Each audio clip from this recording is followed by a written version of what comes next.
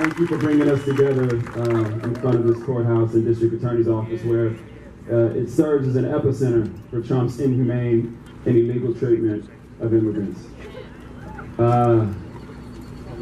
This is a bit of a homecoming for me. I really don't talk about it a lot, but Texas has provided for my family for a couple generations. My father was born in Abilene, Texas.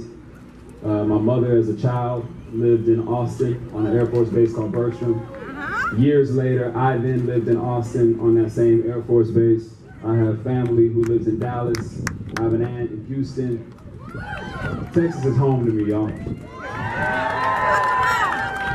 And when I look back at all these important moments in my life, whether it's middle school or high school, career, etc., any success I've ever had, it's because of the people who raised me. And obviously, those first people are my parents and my family, but they're also immigrants. Yes. And people who had touch points in my life. They're a Nigerian immigrant.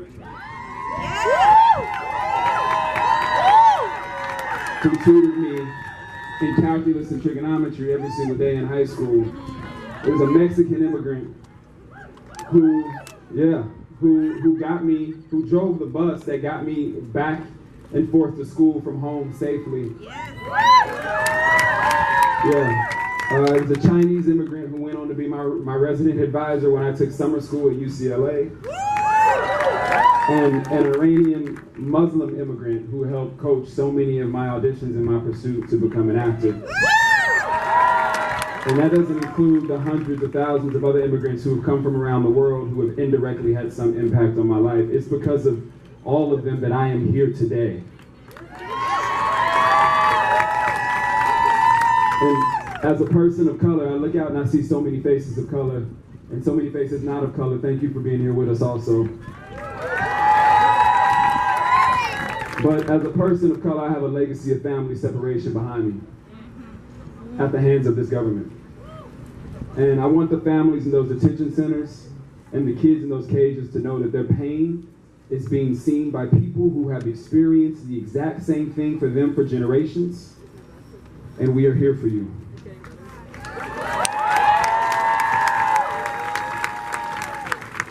Now, in the news, some people have called these detention centers like summer camps, but look behind us. Behind us is a courthouse where they're not summer camps.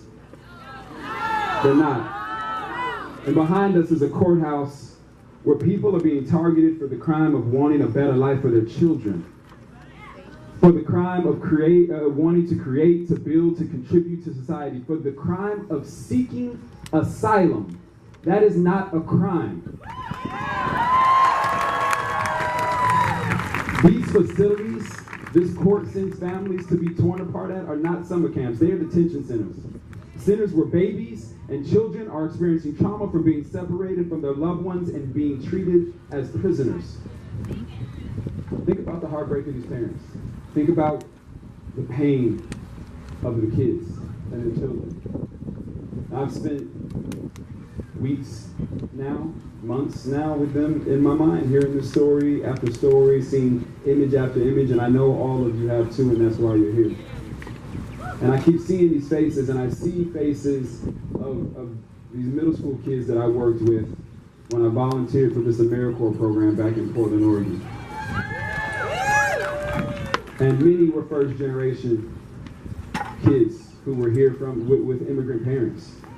And they went on to college, they raised families, they're working, they're providing, they're paying taxes, they're contributing to this society that we all share and that we all live in. And if this current administration had been in power back then, they never would have gotten those opportunities.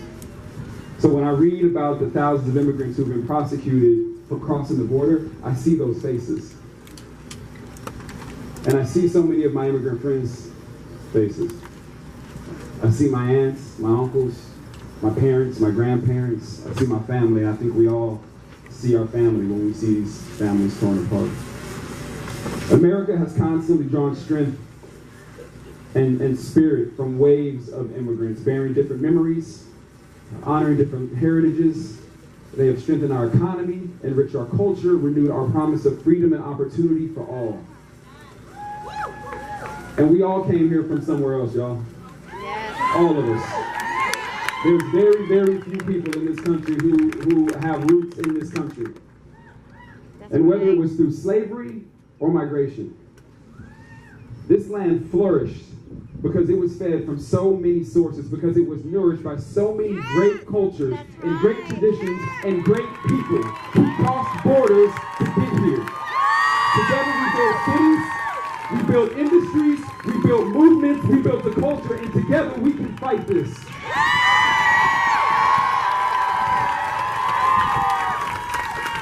Now, y'all know I gotta talk about Dr. Martin Luther King real quick.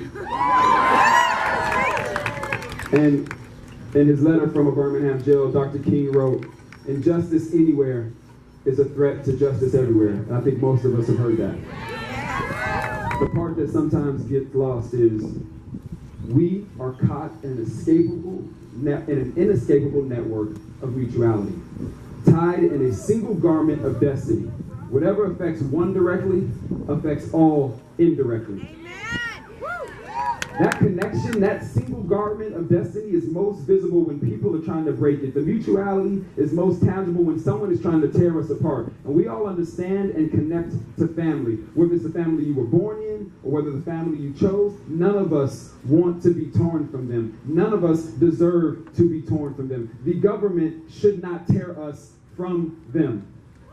It's not what humans do. It's not humanity. So every time we see a family ripped apart, we are ripped apart. It's because it's our nieces, it's our nephews, it's our brothers, it's our sisters, it's our mothers, it's our fathers, it's our grandfathers, our grandmothers, and they're being kept in kennels not too far from these courthouse steps in Brownsville and McAllen and far too many other facilities along this border. Our flesh, our blood, our fears, our dreams, our hopes, our aspiration, our love, they're being kept in kennels. That's why our presence matters, y'all. That's why our seat at the table matters. That's why every vote matters. Every message of love and humanity and empathy you can give to these families matters. Every call or letter to your representative matters. Every march, every rally matters. I need everybody here to do me a favor. I need you to tell people what you've seen.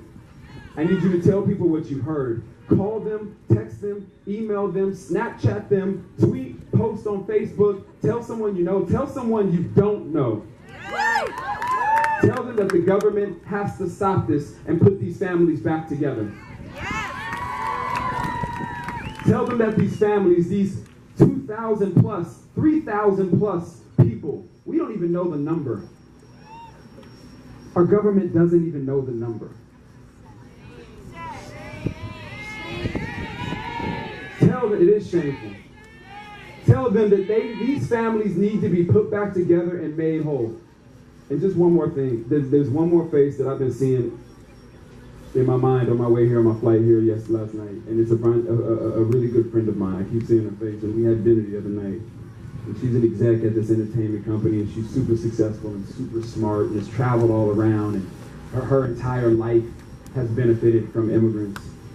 And we're sitting at dinner the other day, and she says, I don't know what to do. I want to do something, but I don't know where to start. I don't know what to say. I don't know what to do. And I think a lot of us feel like that sometimes.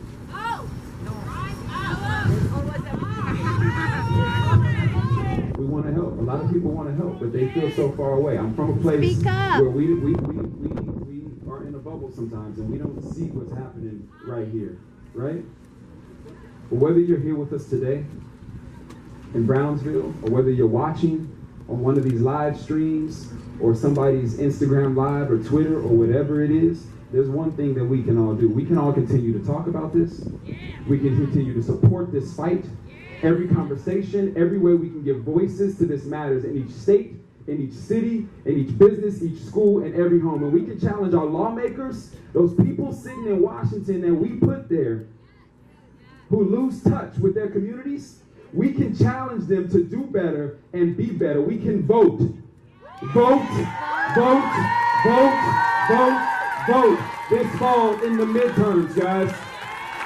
We can go door to door and register people to vote. We can vote like our rights and our immigrant rights brothers and sisters' rights depend on it because they're due. There may be people who doubt our sincerity. There may be people who question our empathy. They may think we'll move on to the next news cycle or whatever the next tweet is. But if you ask, do we care? Yes, we care. Yes, we care. Yes, we care. If you ask, will we fight? Yes, we will fight. If you ask, will we stand up? Yes, we will stand up. And if you ask, will we look away? No, we will not look away. To the families who have been torn apart, we're out here fighting for you. We're going to do all that we can to help you find your loved ones and to bring your people back to you. Our government may have turned away from you, but please know that our government is not who we as a people are. We welcome you into our America. You are accepted and you are loved in an America that has been created by so many immigrants. We will continue to fight for that America every single day. Thank you, guys.